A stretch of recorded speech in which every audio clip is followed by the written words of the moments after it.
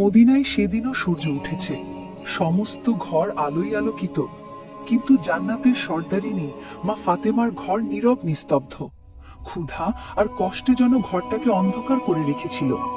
ফজরের নামাজ শেষে হযরত ফাতেমা রাদিয়াল্লাহু তাআলা আনহা নামাজ পড়ে আল্লাহর কাছে দোয়া করে বললেন, হে আল্লাহ, আজ 3 দিন আমার চুলায় আগুন জ্বলেনি, আমার সন্তানেরা ক্ষুধায় ক্লান্ত। হে আল্লাহ, তারা কাঁদছে, তাদের কান্না আমি কিভাবে সইব? হে আমার রব, তুমি আমাদের রিজিক দাতা। আল্লাহ গো, তুমি আমাদের রিজিক দাও, তুমি আমাদের সন্তানদের কষ্ট সহ্য করার শক্তি দাও। এই কষ্টের মাঝেও তার হৃদয়ে কোনো বিদ্রোহ নেই, কোনো হতাশা নেই, কোনো অভিযোগ নেই, কোনো অভিমান নেই, আছে শুধু তাক্কুল আর ধৈর্য। অতঃপর হযরত ফাতেমা রাদিয়াল্লাহু তাআলা আনহা ধীরে ধীরে হযরত আলী রাদিয়াল্লাহু তাআলা আনহুর কাছে এসে বললেন, হে আমার প্রাণের স্বামী, আপনি তো জানেন আজ 3 দিন হয়ে গেছে, চুলায় কোনো আগুন জ্বলেনি, রুটি তৈরি হয়নি, এমনকি একটি খেজুরও নেই। আপনি খাবারের ব্যবস্থা করুন। এই কথা শুনে হযরত আলী আর কিছু বলতে পারলেন না, শুধু মাথা নিচু করে রাখলেন, আর চোখের কোণ বেয়ে অশ্রু মাটিতে ঝরে পড়ল। তারপর কাজের জন্য রওনা হলেন। রোদের তীব্রতা আরবের জমিনকে যেন ঝলসে দিচ্ছিল। কোনো ছায়া নেই, কোনো পানির চিহ্ন নেই, এমনকি গাছগুলো পর্যন্ত শুকিয়ে কাঠ হয়ে গেছে। ক্লান্ত ও ক্ষুধার্ত শরীরে সেই শুকনো গাছের নিচে বিশ্রাম নিচ্ছিলেন। এদিকে ঘরের ভিতর থেকে কচি শিশু হযরত ইমাম হোসেনের কান্নার আওয়াজ শুনে হযরত ফাতেমা রাদিয়াল্লাহু তাআলা আনহা তাদের কাছে এগিয়ে গেলেন। তখন ইমাম হাসান এবং হোসাইন রাদিয়াল্লাহু তাআলা আনহু ফাতেমাকে ফিসফিস করে নরম কণ্ঠে বললেন, আম্মা জান, আজ 3 দিন হয়ে গেল কিছু খাইনি, আমাদের কিছু খেতে দিন, ক্ষুধার যন্ত্রণা আর সহ্য করতে পারছি না। সন্তানদের মুখে এমন কথা শুনে হযরত ফাতেমা রাদিয়াল্লাহু তাআলা আনহার চোখ জলে ভিজে গেল, হৃদয়টা হাহাকার হয়ে উঠল। তবুও তিনি এক মমতাময়ী হাসি মুখে ধৈর্য ধরে তাদের সান্ত্বনা দিয়ে বলল, বাবা, একটু ধৈর্য ধরো, তোমাদের আব্বাজান খাবারের জন্য বের হয়েছেন, ইনশাআল্লাহ তিনি কিছু না কিছু নিয়ে ফিরবেন। আমরা কখনোই একা নই, আল্লাহ আমাদের সঙ্গে আছেন। অন্যদিকে হযরত আলী রাদিয়াল্লাহু তাআলা আনহু সেই মরা গাছের নিচে বসে চিন্তা করছে। বারে বারে ভেসে উঠছে হাসান হোসাইনের ক্ষুধার্ত মুখ আর মা ফাতেমার ভেজা চোখ। তিনি মনে মনে বলতে লাগলেন, ঘরে যদি কয়েকটা খেজুর থাকতো, তাদের ক্ষুধা তো মিটত, তাদের কান্না তো থামতো, কিন্তু এই গাছগুলোও মরে গেছে, এখন তাও তো হবে না। পরিবারের কথা ভাবতেই চোখের জলে ভিজে গেল।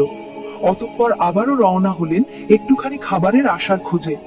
কিছুক্ষণ পর এক ইহুদির বাড়ি এসে নম্রভাবে বললেন, প্রিয় ভাই, আপনি কিছু টাকা ধার দিতে পারবেন? আমি কাজ করে পরিশোধ করে দেব। আমার পরিবার ক্ষুধার্ত, 3 দিন চুলায় আগুন জ্বলেনি। তখন ইহুদি বললেন, হে আলী, আমার কাছে তো টাকা নেই, বরং তুমি অন্য কারো কাছে যাও। তখন হযরত আলী ব্যথা ভরা মন নিয়ে আবারও বাড়ির দিকে আসতে লাগলেন। সূর্য তখন মধ্য আকাশে, সূর্যের প্রখর রৌদ্র সবকিছুই যেন পুড়িয়ে ছাই করে দিচ্ছে। এদিকে হযরত ফাতেমা রাদিয়াল্লাহু তাআলা আনহা 3 দিনের অনাহারে থাকায় শরীরের এতটা দুর্বল হয়ে পড়েছেন যে উঠে দাঁড়াতেই পারছেন না। তবুও চোখ দুটি দরজার দিকে, হযরত আলীর বাড়ি ফেরার অপেক্ষায় করুণ নয়নে চেয়ে আছেন। কিছুক্ষণের মধ্যে হযরত আলী বাড়ির মধ্যে প্রবেশ করার সাথে সাথেই ছোট্ট হাসান হোসেন রাদিয়াল্লাহু তাআলা আনহু দ্রুত সেখানে এসে জড়িয়ে ধরলেন এবং আনন্দ ভরা কণ্ঠে বললেন, আব্বাজান, আমাদের জন্য কি নিয়ে এসেছেন? আমরা সকাল থেকে অপেক্ষায় আছি, আজকে আমরা পেট ভরে খাবো। এই কথা শুনে হযরত আলী কিছু বলতে পারলেন না, শুধু বললেন, বাবা, আরেকটু ধৈর্য ধরো, কারণ চোখের জল তার কণ্ঠ আটকে দিচ্ছিল। হযরত আলী রাদিয়াল্লাহু তাআলা আনহু চোখ ভরা জল নিয়ে হযরত ফাতেমা রাদিয়াল্লাহু তাআলা আনহার কাছে গিয়ে বললেন, হে ফাতেমা, আমি অনেক কষ্ট করেছি, কিন্তু কোথাও কোনো খাবারের ব্যবস্থা করতে পারিনি। তখন ফাতেমা রাদিয়াল্লাহু তাআলা আনহা বললেন, হে আমার প্রাণের স্বামী, আপনি চিন্তা করবেন না, রুজির মালিক আল্লাহ, নিশ্চয়ই তিনি আমাদেরকে দেখছেন। আপনি আব্বাজান মুহাম্মদ সাল্লাল্লাহু আলাইহি ওয়াসাল্লামের কাছে যান, হয়তো তিনি কিছু ব্যবস্থা করতে পারেন। হযরত আলী আর দেরি করলেন না, সাথে সাথে মুহাম্মদ সাল্লাল্লাহু আলাইহি ওয়াসাল্লামের কাছে যাওয়ার জন্য রওনা হলেন। তখন ফাতেমা রাদিয়াল্লাহু তাআলা আনহা আবারও চোখের জল ছেড়ে দিয়ে কান্না ভেজা কণ্ঠে আল্লাহর দরবারে দোয়া করে বললেন, হে আল্লাহ, তুমি চাইলেই সবকিছু সম্ভব। আমাদের এই ক্ষুধা নিবারণের জন্য তুমি যথেষ্ট, তোমার কাছে কোনো কিছুর অভাব নেই। আমার সন্তানদের ক্ষুধা নিবারণ করে দাও। তার কান্না এতটাই গভীর, এতটাই যন্ত্রণাদায়ক ছিল যে আকাশ পর্যন্ত কেঁপে উঠল। এই কান্না দেখে আসমানের ফেরেশতারাও কাঁদতে লাগলো। ফেরেশতারা সেই কান্না শুনে আল্লাহর দরবারে ঝুঁকে পড়ল। তারা এক কণ্ঠে বলতে লাগলো, হে আমার রব, আজ তোমার প্রিয় নবীর পরিবার ক্ষুধার্ত, তাদের সন্তানেরা কাঁদছে, এই কান্না আমরা সইতে পারছি না। তখন আল্লাহ রব্বুল আলামিন হযরত জিবরাইল আলাইহিস সালামকে নির্দেশ দিলেন, এই জিবরাইল, যাও তুমি আমার হাবিব আমার প্রিয় রাসূল সাল্লাল্লাহু আলাইহি ওয়াসাল্লামকে সুসংবাদ দাও, তাদের এই কষ্ট শুধুমাত্র কিছুক্ষণের জন্য। আর আমার প্রিয় হাবিবকে বলে দিও, তার চোখ যেদিকে যায় সেদিকে তাকালেই সেখান থেকেই খাবারের ব্যবস্থা হয়ে যাবে। এই কথা শোনা মাত্রই সাথে সাথে জিবরাইল আলাইহিস সালাম হযরত মুহাম্মদ সাল্লাল্লাহু আলাইহি ওয়াসাল্লামের কাছে আসতে লাগলেন। তখন মুহাম্মদ সাল্লাল্লাহু আলাইহি ওয়াসাল্লাম সাহাবাদের নিয়ে বসেছিলেন, কিন্তু মা ফাতেমার এই কষ্ট যেন তিনি বুঝতে পেরেছিলেন। তার চোখ চিন্তায় গভীর এক ব্যাকুলতা। কেউ কিছু জিজ্ঞাসা করার আগেই তিনি সেখান থেকে মা ফাতেমার বাড়ি যাবার উদ্দেশ্যে বেরিয়ে পড়লেন। ঠিক সেই সময় হযরত জিবরাইল আলাইহিস সালাম এসে হাজির হলো। সালাম দিয়ে বললেন, ইয়া রাসূলুল্লাহ, আপনি খুবই চিন্তিত, কিন্তু চিন্তার কোনো কারণ নেই, আপনি যেদিকে তাকাবেন সেদিকেই রহমত বর্ষণ হবে। তারপর সমস্ত কথা বললেন এবং জিবরাইল আলাইহিস সালাম সেখান থেকে বিদায় নিলেন। এদিকে হযরত ফাতেমা রাদিয়াল্লাহু তাআলা আনহা ঘরের মধ্যে গিয়ে দেখলেন কচি শিশু হাসান হোসেন ক্ষুধার্ত অবস্থায় কাঁদতে কাঁদতে ঘুমিয়ে পড়েছে। এটা দেখে তিনি তাদের মাথায় হাত বুলিয়ে দিলেন, কাঁদলেন এবং শুধু বললেন, হে আমার প্রিয় রব, আমার সন্তানেরা ক্ষুধায় ক্লান্ত, কিন্তু আমি তোমার উপরেই ভরসা করি। অতঃপর হযরত মুহাম্মদ সাল্লাল্লাহু আলাইহি ওয়াসাল্লাম আবারও মা ফাতেমার বাড়ির দিকে রওনা হলেন।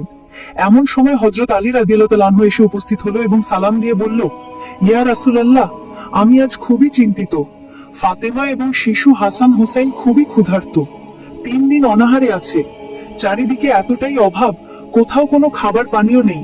আমি খাদ্যের কোনো ব্যবস্থা করতে পারিনি। ইয়া রাসূলুল্লাহ, আপনি কোনো ব্যবস্থা করে দিন। তখন মুহাম্মদ সাল্লাল্লাহু আলাইহি ওয়াসাল্লাম বললেন, হে আলী, এখান থেকে কিছুটা দূরে একটি খেজুর গাছ আছে, তুমি সেখানে চলে যাও, তাহলে তোমার খাবারের ব্যবস্থা হয়ে যাবে। হযরত আলী এই কথা শোনা মাত্রই সাথে সাথে সেদিকে যেতে লাগলো। সেখানে গিয়ে দেখলো একটি মরা খেজুর গাছ আছে। এটা দেখে হযরত আলীর মন একেবারে খারাপ হয়ে গেল। তাই তিনি আবারও হযরত মুহাম্মদ সাল্লাল্লাহু আলাইহি ওয়াসাল্লামের কাছে এসে বললেন, ইয়া রাসূলুল্লাহ, ওটা তো মরা গাছ, সে কিভাবে ফল দেবে? তখন মুহাম্মদ সাল্লাল্লাহু আলাইহি ওয়াসাল্লাম বললেন, হে আলী, তুমি গিয়ে বলবে যে আখেরি নবী আমাকে পাঠিয়েছে। অতঃপর হযরত আলী রাদিয়াল্লাহু তাআলা আনহু আবারও সেই মরা খেজুর গাছের কাছে এসে হাজির হলো এবং কান্না ভেজা কণ্ঠে বলল, হে খেজুর গাছ, আমাকে দোজাহানের বাদশাহ আখেরি নবী হযরত মুহাম্মদ সাল্লাল্লাহু আলাইহি ওয়াসাল্লাম পাঠিয়েছে। ফাতেমা এবং হাসান হোসেন 3 দিন অনাহারে আছে, তুমি এই কষ্ট কিভাবে সইবে? অতএব আল্লাহর হুকুমে আর আখেরি নবীর আদেশে আমাকে খালি হাতে ফিরিয়ে দিও না। এই কথা শেষ হতে না হতেই সেই মরা খেজুর গাছ, যার কাণ্ডে প্রাণের কোনো চিহ্নই ছিল না, সেই গাছ থেকে ঝরতে লাগলো তাজা নরম সুবাসিত জান্নাতি খেজুর। এতটাই খেজুর ঝরলো, হযরত আলী এটা দেখে অবাক হয়ে গেল যে একটা মরা খেজুর গাছ থেকে কিভাবে এত তাজা খেজুর পড়ছে। অনেকগুলো খেজুর কুড়িয়ে নিলেন এবং খুবই আনন্দে মুহাম্মদ সাল্লাল্লাহু আলাইহি ওয়াসাল্লামের কাছে এসে বললেন, ইয়া রাসূলুল্লাহ, এই মরা খেজুর গাছ কিভাবে তাজা খেজুর দিয়েছে? এটা আল্লাহর এক রহমত। তখন মুহাম্মদ সাল্লাল্লাহু আলাইহি ওয়াসাল্লাম বললেন, হে আলী, তুমি খেজুর নেওয়া বন্ধ করলেন কেন? তুমি যদি খেজুর নেওয়া বন্ধ না করতে, তাহলে কিয়ামত পর্যন্ত মরা গাছেও খেজুর জন্মাতো। অতঃপর হযরত আলী বাড়ির দিকে রওনা হলেন। পথের মধ্যে আবু জাহেলের সাথে দেখা হলো। আবু জাহেল বলল, হে আলী, এই খেজুর তুমি কোথায় পেলে? এখন তো চারিদিকে সব গাছ মরে গেছে। তখন হযরত আলী রাদিয়াল্লাহু তাআলা আনহু বললেন, হযরত মুহাম্মদ সাল্লাল্লাহু আলাইহি ওয়াসাল্লামের হুকুমে মরা গাছে তাজা খেজুর জন্মেছে। এই কথা শুনে আবু জাহেল একেবারে বিস্ময়ে হতবাক হয়ে গেল। সে কিছুই বুঝতে পারছে না। অতঃপর হযরত আলী বাড়ির দিকে প্রবেশ করলেন। ছোট্ট হাসান ও হুসাইন দৌড়ে এসে বললেন, আব্বাজান, আজ বুঝি আমরা খেতে পাবো? হযরত আলী বললেন, হ্যাঁ বাবা, আজ আল্লাহ নিজে তোমাদের জন্য খেজুর পাঠিয়েছেন। তারপর হযরত ফাতেমাকে ডেকে বললেন, হে ফাতেমা, দেখো দেখো, রাসূল সাল্লাল্লাহু আলাইহি ওয়াসাল্লাম আমাদের জন্য খাবারের ব্যবস্থা করে দিয়েছেন। হযরত ফাতেমা রাদিয়াল্লাহু তাআলা আনহা আনন্দে চমকে উঠলেন এবং বললেন, হে আমার প্রাণের স্বামী, এত সুন্দর নরম সুগন্ধি খেজুর কোথা থেকে আনলে? হযরত আলী বলল, হে ফাতেমা, রাস্তার পাশে একটা মরা খেজুর গাছ আছে, সেই গাছ থেকে খেজুর নিয়ে এসেছি। তখন ফাতেমা রাদিয়াল্লাহু তাআলা আনহা বুঝতে পারলেন এটা আল্লাহর এক নিদর্শন। অতঃপর হযরত ফাতেমা রাদিয়াল্লাহু তাআলা আনহা হাসান এবং হুসাইনের কাছে গিয়ে তাদেরকে খেজুর দিলেন এবং সবাই আল্লাহর শুকরিয়া আদায় করলেন এবং পেট ভরে খেজুর খেলেন। হযরত ফাতেমা রাদিয়াল্লাহু তাআলা আনহা আবারও কান্না ভেজা কণ্ঠে আল্লাহর দরবারে দোয়া করে বললেন, হে আমার আল্লাহ, আমি জানি তোমার রহমত থেকে কখনো কাউকে নিরাশ করো না। তুমি চাইলেই সবকিছু সম্ভব। তুমি চাইলেই মরা গাছে জীবনদান করো। তোমার দয়া, তোমার কুদরত আজ আমি দেখে ফেলেছি। তাই আজ মরা গাছে তাজা খেজুর দিয়েছো। এটা তো তোমারই রহমত। কিন্তু কি আশ্চর্য, হযরত ফাতেমা রাদিয়াল্লাহু তাআলা আনহা এতটাই দয়ালু ছিলেন যে তিনি সবকিছুই নিজে রাখতেন না, নিজে না খেয়েও কিছুটা গরিবদেরকে দিয়ে দিতেন। এদিকে আবু জাহেল মনে মনে বলতে লাগলো, মরা গাছে তাজা খেজুর, এটা মুহাম্মদেরই কাজ। আচ্ছা, সে কি জাদু করলো নাকি নবুয়তের নিদর্শন? এটা আমি পরীক্ষা করব। এই কথা বলে তার হাতের মধ্যে কয়েকটা পাথর এবং কয়েকজনকে সঙ্গে নিয়ে হযরত মুহাম্মদ সাল্লাল্লাহু আলাইহি ওয়াসাল্লামের কাছে হাজির হলো এবং বলল, হে মুহাম্মদ, শুনেছি তুমি নাকি মরা গাছ থেকে তাজা খেজুর দিয়েছো। তুমি কি জাদু করছো নাকি নবুয়ত পেয়েছো? আচ্ছা, যাই হোক, আমি এতগুলো লোকের সামনে বলছি, আমার হাতের মধ্যে কি আছে তুমি যদি বলতে পারো তাহলে আমি মেনে নেব তুমি আখেরি জামানার নবী, এবং আমি নিজেই কলেমা পড়ে ইসলাম গ্রহণ করব। তখন মুহাম্মদ সাল্লাল্লাহু আলাইহি ওয়াসাল্লাম বলল, আমার বলার দরকার নেই। আপনার হাতের মধ্যে যেটা লুকিয়ে রেখেছেন সে যদি সাক্ষী দেয় তাহলে আপনি কি কলেমা পড়বেন? আবু জাহেল বলল, হ্যাঁ, নিশ্চয়ই। অতঃপর আবু জাহেল তার হাতখানা কানের কাছে রাখলো এবং হাতের মধ্যে সেই পাথরের টুকরোগুলো জোরে জোরে বলতে লাগলো, লা ইলাহা ইল্লাল্লাহু মুহাম্মাদুর রাসূলুল্লাহ সাল্লাল্লাহু আলাইহি ওয়াসাল্লাম। এটা দেখে আবু জাহেল বিস্ময়ে হতবাক হয়ে গেল। তাই তিনি মিথ্যা করে বললেন, আমি বুঝেছি তুমি জাদু করেছো, না হলে পাথরগুলোর জবান খুলে গেল। এই কথা বলে সেখান থেকে চলে গেল আবু জাহেল। ইহুদের সঙ্গে ষড়যন্ত্রে লিপ্ত হয়ে গেল কিভাবে নবীজিকে বিপদে ফেলা যায়। কিন্তু যার রক্ষক স্বয়ং আল্লাহ নিজেই, তাকে কি কখনো বিপদে ফেলা যায়? আবু জাহেল সেটা জানতো না। ভাই ও বোনেরা, আজকের ভিডিও ছিল এই পর্যন্ত। আশা করি আপনাদের ভালো লেগেছে। যদি ভিডিওটি ভালো লেগে থাকে তাহলে আমার এই ইসলামিক কণ্ঠ পেজটিতে লাইক দিয়ে শেয়ার করুন।